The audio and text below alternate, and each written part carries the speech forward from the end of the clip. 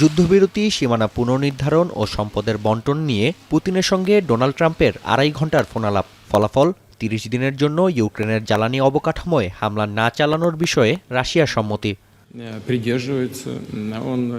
তবে প্রতিশ্রুতির কয়েক ঘণ্টার মধ্যেই দুই দেশের জ্বালানি স্থাপনায় চালানো হয়েছে পাল্টাপাল্টি হামলা। নির্দিষ্ট ক্ষেত্রের এই অস্ত্রবিরতি পর্যবেক্ষণের জন্য যুক্তরাষ্ট্রকে আহ্বান জানিয়েছেন ইউক্রেনের প্রেসিডেন্ট। অন্যদিকে রুশ প্রেসিডেন্ট জানান, কুরস্কে বিজয় অর্জনের পথে মস্কো।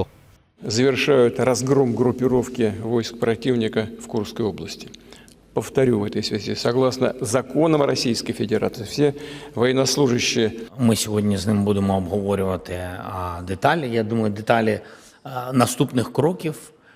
У нас в Джеді дійсно була дуже хороша зустріч наших команд. যুদ্ধ কিংবা বিরতি, ফল যেটাই আসুক না কেন, ইউক্রেনের পাশে থাকার প্রতিশ্রুতি পুনর্ব্যক্ত করেছে যুক্তরাজ্য ও Italy.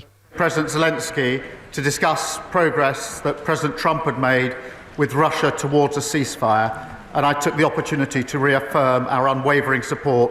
Si è tenuta una lunga conversazione tra il presidente degli Stati Uniti Donald Trump e il presidente russo Vladimir Putin. Da quello che apprendiamo finora, যদিও রুশ প্রেসিডেন্টের প্রতিশ্রুতিতে বিশ্বাস নেই ইউক্রেনীয়দের।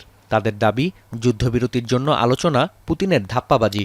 অন্যদিকে জ্বালানি স্থাপনায় 30 দিনের জন্য হামলা বন্ধে সম্মতিকে দীর্ঘস্থায়ী শান্তির প্রথম ধাপ হিসেবে মনে করছেন রাশিয়ানরা।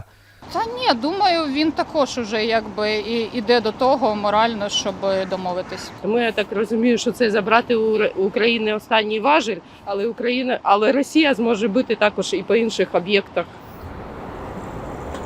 ক্রেমলিনের দাবি, ফোনালাপের পর পুতিনের নির্দেশে বন্ধ রাখা হয়েছে ইউক্রেনের জ্বালানি অবকাঠামোয় হামলা।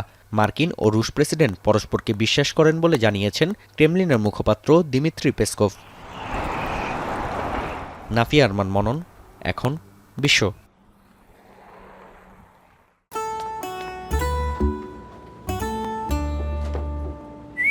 এই ঈদে জুয়েলারি ক্লোদিংয়ে বিকাশ পেমেন্টে ডিসকাউন্ট।